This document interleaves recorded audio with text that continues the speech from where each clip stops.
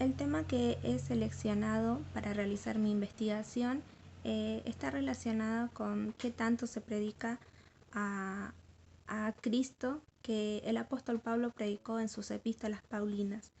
He seleccionado este tema para mi investigación porque analizando un poco el contexto, ¿no?, de mi iglesia, creo que había mucho para profundizar y sacar, ¿no?, riquezas acerca de esta investigación y de hacer un análisis comparando a mi iglesia local, ¿no? Bueno, para ello primeramente en mi investigación resalté la vida de Pablo, de dónde era, su conversión y la importancia de él, ¿no?, ya que vemos que los escritos del Nuevo Testamento, la mayoría son de él, y cómo él realiza un énfasis tan pero tan cristocéntrico, y algo que al finalizar esta investigación concluía era que estas déficits o estas enseñanzas que aún no están en mi iglesia, Pablo, cuando él las escribió en sus cartas, en ese tiempo, en su tiempo, cuando él estaba en vida, estaba ya sucediendo esto, ¿no? Y cuando realizaba mi investigación también veía eso, que lo que estaba sucediendo a Pablo y que por eso él escribía estas cartas, ahora también está pasando, ¿no?, en la actualidad, y yendo más a mi propio contexto en mi propia iglesia. Los temas que he seleccionado para esta investigación han sido 5. El primero es Cristo como Señor. El segundo es el Cristo crucificado y resucitado.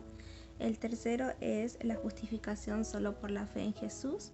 Como cuarto, la salvación por gracia. Y como quinto, la unión con Cristo, ¿no?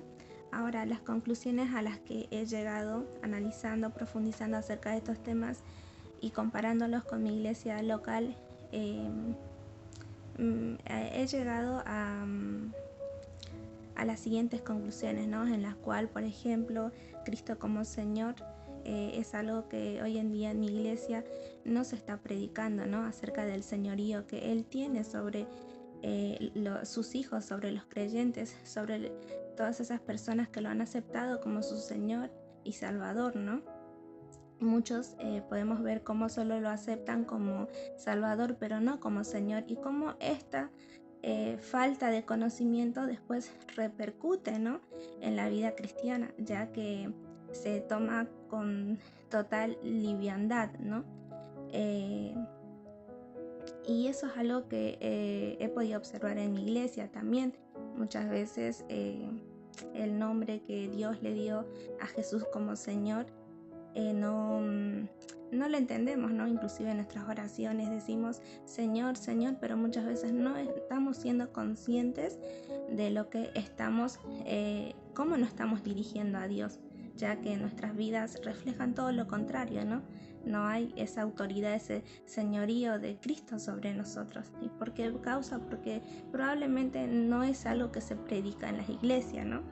Después, el punto 2, la crucifixión y resurrección de Cristo. Bueno, en mi iglesia local sí se predica acerca de la crucifixión de Cristo, pero se omite acerca de la resurrección. Solo en las predicaciones que se dan, inclusive en el mismo evangelismo, solo se predica al Cristo crucificado.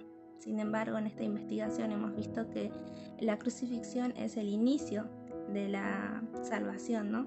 Pero como la resurrección es muy importante, ¿no?, ya que es una manera en la cual Dios recibe a Jesucristo como la propiciación por el pecado, y también es una manera en la que su resurrección también muestra, ¿no?, que Cristo venció a la muerte y que las escrituras se cumplieron, ¿no?, porque ellas decían que al tercer día Él iba a resucitar.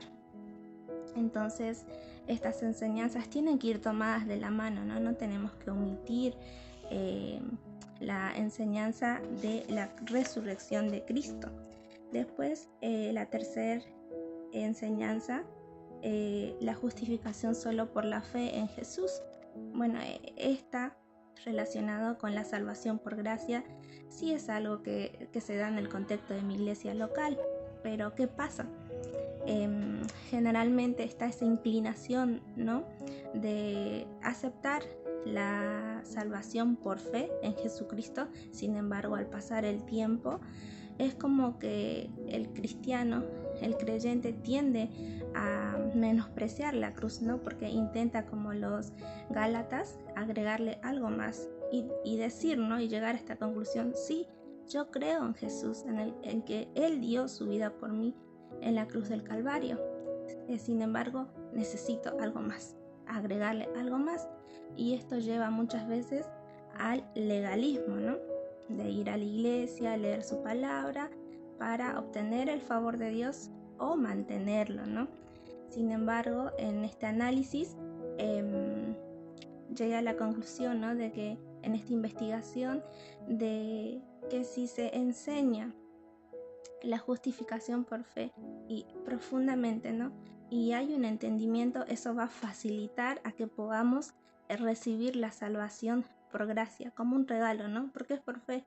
Nosotros no tenemos que hacer nada para recibirlo. Y si por si acaso habría algo que podamos darle a Dios, que obviamente que no sería suficiente, ¿no?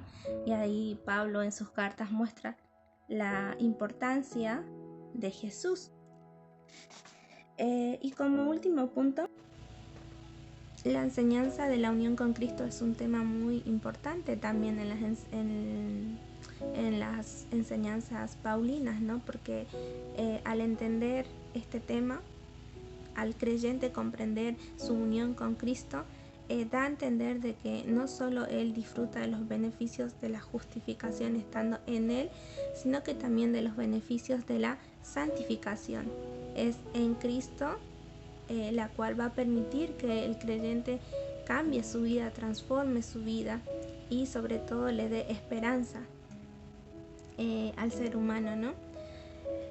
Bueno, llegando al final, he llegado a las siguientes conclusiones con respecto a mi investigación, ¿no? Evidentemente, haciendo esta profundización de cada tema seleccionado y comparándolo con mi iglesia local, evidentemente no se está predicando al Cristo que Pablo predicó en sus epístolas paulinas, ¿no?